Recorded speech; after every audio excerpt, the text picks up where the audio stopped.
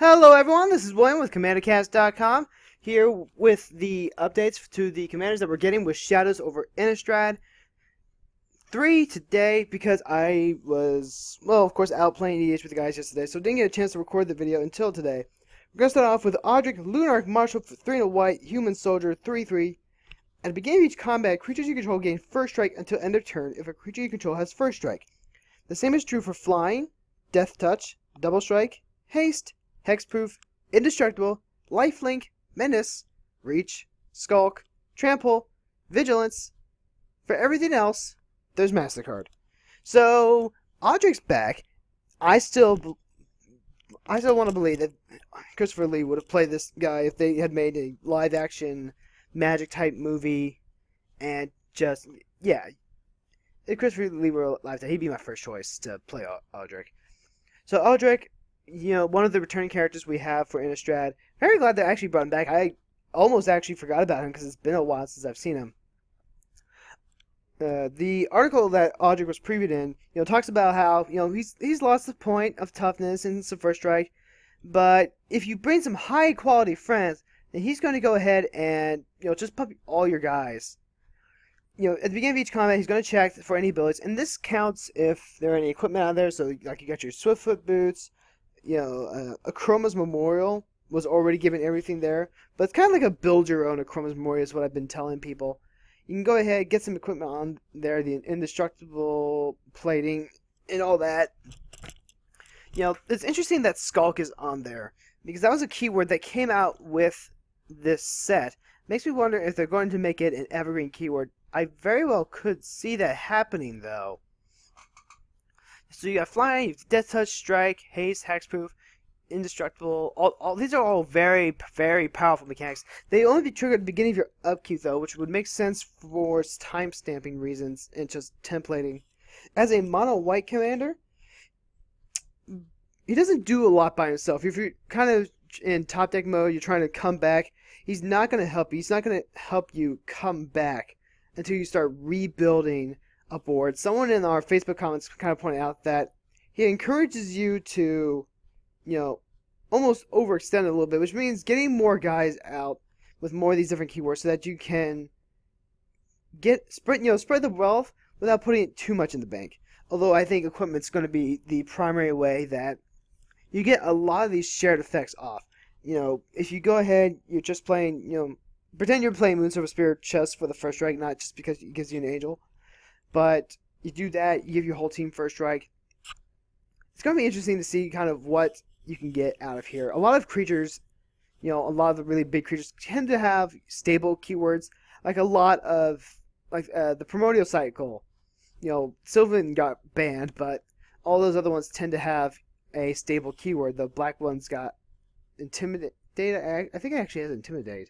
You know, the white one's got Vigilance. So if you're playing Odric as your commander, and you have that, you're going to have Suntine. Your guys are going to have Incidental Vigilance, just because that's such a common keyword for them to have. You know, playing a lot of the stable angels that you might want to play in a mono-white commander, you're going to have a lot of Incidental Flying. And so there's some mechanics that you're not going to have to think too hard about how you're going to include them. But getting in, like, the Champ on the Lifelink, that's easy enough. You just go ahead and you get a Loxodon Warhammer in there. You know, and again, the boots and the Hexproof. Giving one of your creatures the Swiftfoot boots going into combat gives them all haste and hexproof. That's not bad. That's actually pretty cool. He's definitely built around me, but he's a cool build around me.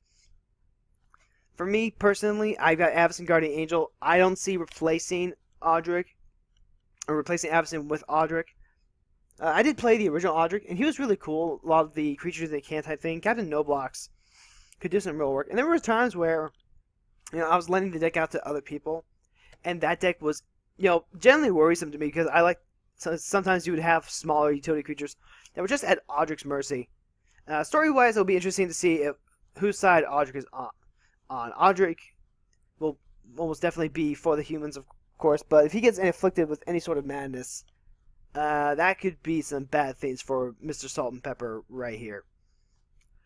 So going on to the next commander, very, very relieved to see that Sigarda is A-OK so far. Sigarda, Heron's Grace, not afflicted by the same madness that's plaguing Avacyn right now. Absinthe somehow able to turn Gisela and Bruna, which is interesting. Sigarda, in her musings and her monologue, Sigarda mentions that they were around before Absinthe, then Absinthe came into being, and they weren't really sure what to make of her first, but she quickly, won them over. But they lost their sister in that, whole affair when Absinthe first came about, which, given that Sigarda's white-green, Gisela's white-red, Bruna's white-blue, I think it's fair to assume that their fourth sister was white-black, especially from just the description that Sigarda gave about her. Would be cool to see her in Eldritch Moon, possibly tied to Liliana. I could definitely see her coming like that. Because remember, angels can't really die on Innistrad per se. They're like demons. They get destroyed, but they could come back as man because they're not really alive either, if that makes sense. Sigarda also mentions that Absinthe isn't really an angel. She's just kind of looks like one of them. If that makes sense. This is also another reason why we don't get, angel planeswalkers. But going back to Sigarda herself, Sigarda Heron's Grace is a very different card from the original Sigarda. So for 3 green white, much easier on the converting mana cost. We could be a 4 or 5, so she's also just a wee bit smaller. But that size is going to keep her out of decks like Mayao, where they can go ahead and get her out at instant speed to protect from mass sack outlets like a Barter in Blood. She still has flying, being an angel. You and humans you control have hexproof. It's interesting because this helps convey the idea that Sigarda is fighting against Absinthe, against the other flights of angels, and she's actively trying to protect the people from the angels that are, actually plaguing Innistrad, which is a really bizarre twist on fate here. So it'll be interesting to see if it's just Sigarda or if it's Sigarda and her flight or what have you.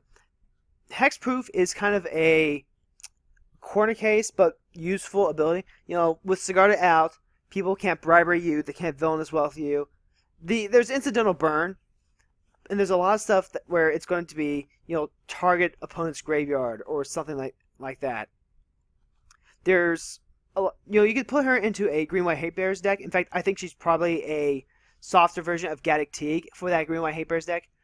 She has some incidental token making, which I think she needed to kind of make this card. Pay 2, exile a card from your graveyard, put a 1/1 white human soldier creature token onto the battlefield. Which, if you're playing green-white, you do have regrowth effects. You have ways to get those cards back, but it's not hard to imagine you, ditching a cycling land and then getting rid of that to get a token. I don't think you're using her as a token commander, though. What that seems to be is, I like to think of this as a, pseudo-fog type combat trick. If people are trying to swing Titans into you, you can pay 2, ditch a card, get a chump blocker onto the field, maybe get some triggers off. If you were like in my Morath deck, I can see playing Sigarda because she's a way to keep making tokens, and it will help trigger like these Soul Sisters type things. This Sigarda definitely doesn't replace my current original Sigarda, because original Sigarda is much more Voltron based. She's a 5/5 hexproof. She can't be sacked away. She's really hard to deal with. This Sigarda is very much in the vein of, I'm kind of just a living shield for you, if that makes sense. I believe Aegis was it Shield of the Aegis, something like that. There was a 2-cost enchantment creature from Theros that actually did the same thing. The only bonus is that Sigarda is giving your humans hexproof, which there are a lot of powerful humans in Magic that benefit from being untargetable. Captain Sisay is the first one that comes to mind. The humans tokens are untargetable because they'll have hexproof. Sigarda is just more of a supporting piece, I think, than anything else. If you have a lot of, humans and you want to, just make sure they're not going to die to spot removal or anything like that, she could be a valuable asset to the 99 itself. I don't see her being a strong contender as the actual commander, though, which is kind of disappointing. But at the same time, I'm just so relieved that we're not going to see her with blood-tipped wings or getting impaled by a farmer's pitchfork or anything like that. So, alright. Whew. Sigarda, you're A-okay. And then, let me go ahead and get this a little bit bigger. We've got Olivia mobilized for war. So we've got our third returning legendary creature here. At least for the day. You know, Avacyn came out, so this is actually like the 4th total so far. We got a 3/3 for 3 mana. So, Tiny Leader's viable if anyone actually still plays Tiny Leaders. Vampire Knight, which is really cool. You know, you don't get to see a whole lot of, you know, I want to say, not Arthurian, you know, virtuous, chivalric type classes like the Knight. You know, stuff that's more associated with, you know, white and all that. But here she is. She is a knight. She is something of a swordsman, apparently. And I'm just going to pretend she had, like, a weapon or something under her dress last time. You know, definitely no third leg here. No, absolutely not. So, she's a flyer. So, 3/3 flyer, flying. That's already really good. The Drana is a 2/3, but she has first strike in flying. Whenever another creature enters the battlefield under your control, you can discard a card. If you do, put a +1/+1 counter on that creature. It gains haste until end of turn, and becomes a vampire in addition to its other types. So this is coming out with a set that's going to have a lot of madness cards. So this is an enabler. Whenever you play a creature, it's going to enable some sort of madness shenanigans, which will come down to 3. Madness usually makes things cheaper to cast. I could see playing her than playing, you know, just a bunch of aggressive small stuff to do the enablers. But there's also the benefits of vampire tribalism. Stromkirk Noble gets a lot better for this. She's definitely more aggressive, but in Marchesa, she's a very good card.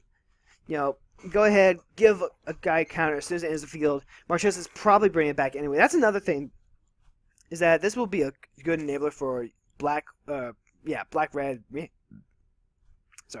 reanimation, because whenever a creature enters your battlefield under your control, so you can reanimate something, discard something, and just get it back the next turn. I actually like that quite a bit. I can't think of any decks that I would want for her, though. She's obviously not going in Kalia. She doesn't replace the current Olivia had, because the original Olivia was a lot better for control-type builds.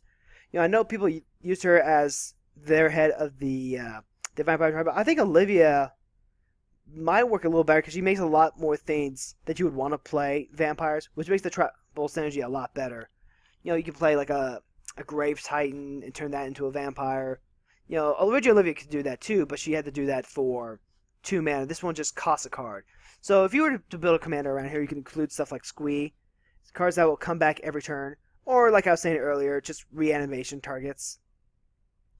Let's see, let's see, could go in Nekazar. I don't see any reason why she would, though. And Karthus is right out. Dragons don't want anything to do with little piddling vampires. So if you have a cool idea to build around an Olivia Mobilized for it, I mean more than just kind of a vampire tribal deck. Vampire tribal deck is kind of just the go-to for any sort of vampire commander, especially one from Innistrad. So if you have any cool decks, go ahead and leave those in the show notes. I'd actually be very interested in hearing what you say. And that's it for today's spoilers. Hopefully we'll get at least one more. Remember, we still haven't seen Gisela or Bruna. And they're currently going crazy. We haven't seen Thalia yet. I haven't heard anything about her. There was the god-awful promo art that Steve Argyle did, but we don't really talk about that. Mikaeus the Unhallowed. He was the Lunar Architect, then he was the Unhallowed. I want to say he's been put down by now. I don't think we're going to have to worry about him.